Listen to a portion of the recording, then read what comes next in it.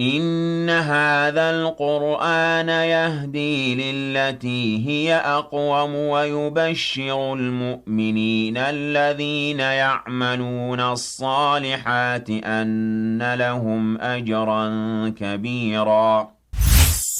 الحمد لله وحده والصلاة والسلام على من لا نبي بعده. Abalungi abatulaba nsaba mukkirize tubeere nga tulaba omusomo ogugamba nti akhbirni anillah, mbuulira ku Allah subhanahu wa ta'ala. Tugenda okwogera ku Allah yaani. Sookera ddala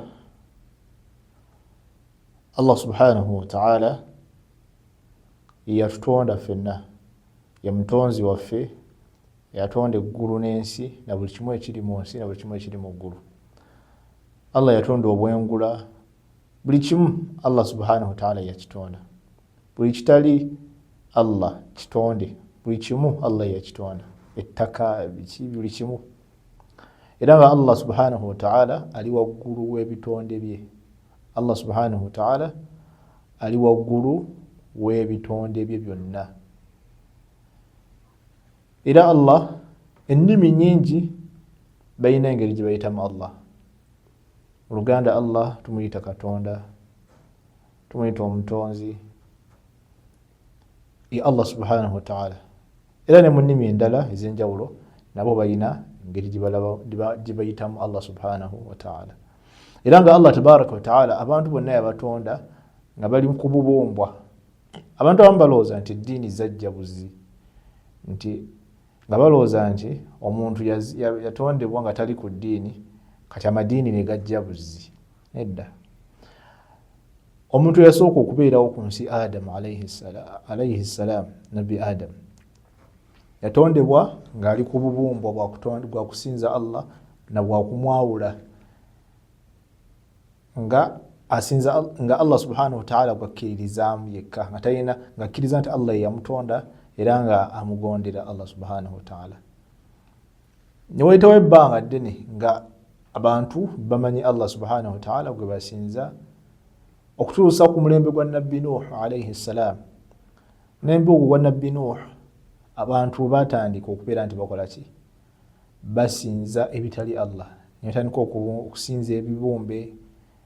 Batandika nga abasaaga nga baliwo ebibumbe bye babumba nga bya balongoofu, just nga bijjukizo, bibajjukiza ku balongoofu. Naye waayita akabanga abantu batandika okubisinziza ddala. Kakati Allah kwe kutuma nabbi Nuh abeere nga agamba abantu abo badde ku Allah, basinze nga Allah subhanahu wa ta'ala yekka. Nabwe kityo abantu baavanga buvi ku ddiini, naye nga abantu eddiini yasookawo. Abantu ne babanga just beerabira ne bagivaako, era Allah n'asindika nabbi omulala. Egamba bw'atyo Allah yajjanga asindika bannabbi ab'enjawulo bazze abantu kuki? Bajjukize abantu Allah subhanahu wa ta'ala. Nabwe kityo Allah ali omu, ali waggulu w'ebitonde byonna. Allah subhanahu wa ta'ala ali waggulu w'ebitonde byonna, ng'era Allah yatutonda tumusinze. Allah agamba nti wama khalaqtu al-jinna wal insa illa liya'budun, saatonda majinni wadde abantu okujjako nga ensonga y'abantonza kubeera nti bansinza. Allah subhanahu wa ta'ala mu tteeka eryo eri atulaga nti yatuteeka ku nsi kuno tubeere nga tumusinza, nga tumugondera Allah subhanahu wa ta'ala. Era Allah waakisa nnyo gye tuli mu bitendo bya Allah. Allah waakisa, yasaanye okusinzibwa era waakisa. Tulina okuba nti tukimanyi nti Allah atwagala nnyo era alina ekisa kingi nnyo gye tuli. Era tulina okumanya nti Allah wanjawulo mu bitendo bye, talina kimufaanana kyonna. Laysa kamithlihi shay'un wa huwa as-sami'u al-basir. Allah subhanahu wa ta'ala talina kimufaanana kyonna, talina kitonde kyonna kimufaanana. Era Allah subhanahu wa ta'ala awulira era alaba.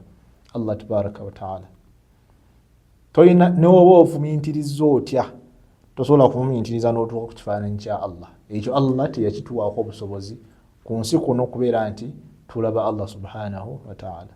Tusaba Allah tubeere nga atuwejjana, atuwe okumukkiriza tukole ebirungi ku nsi kuno, tukkirize obusiraamu, tumusinkane anga atunga musimu gye tuli atuwa ejjana.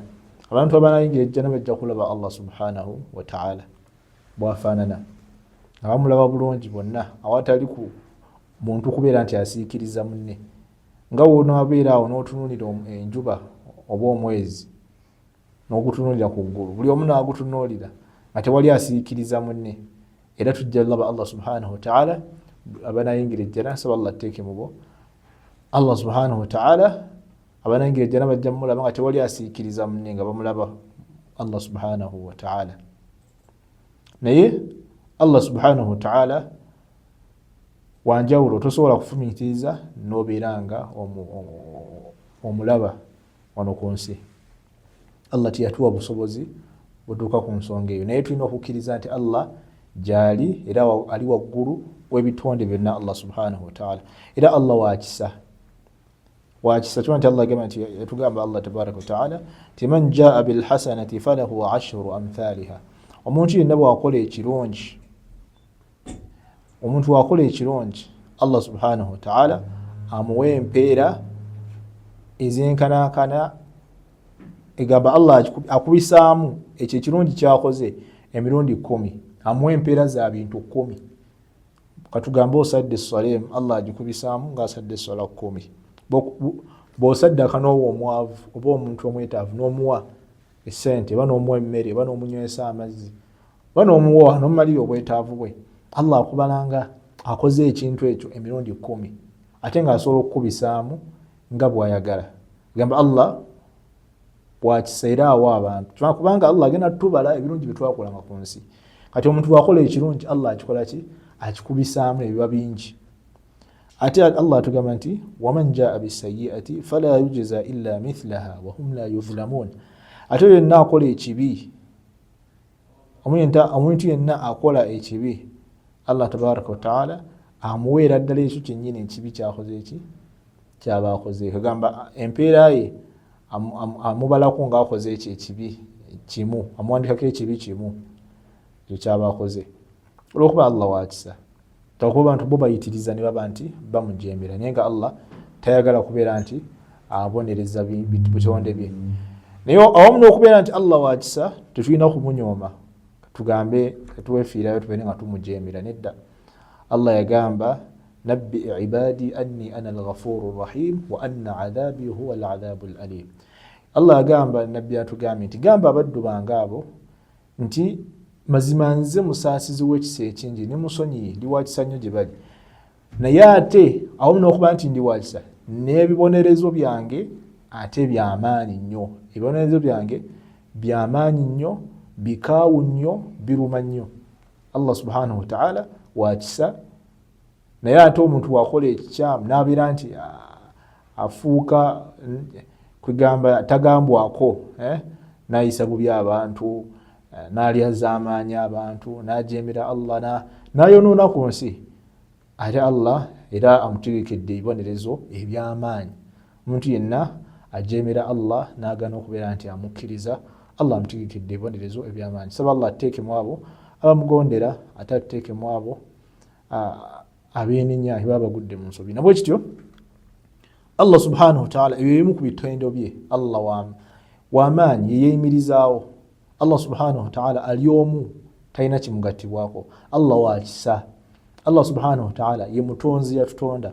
Allah tabaraka wa ta'ala yasaanye okusinzibwa. Tetulina kusinza kitonde kyonna, tetulina kusinza kintu kirala kyonna okuggyako Allah subhanahu wa ta'ala. Era yasaanye okusinzibwa, era nga laysa kamithlihi shay'un, talina kimufaanana kyonna, wa huwa as-sami'ul basir, awulira alaba Allah tabaraka wa ta'ala. Tazaala Allah tabaraka wa ta'ala, teyazaalibwa Allah tabaraka wa ta'ala, talina kitendo kyonna kya wansi, talina kitendo kyonna kya wansi. Allah teyeebaka, tasumagira, ye yeeyimirizaawo, talina kimufaanana kyonna, si muntu wabula era ye yatonda abantu. Nabwe kityo bimu ku bitendo bya Allah subhanahu wa ta'ala. هذا والله أعلى وأعلم وبارك الله فيكم.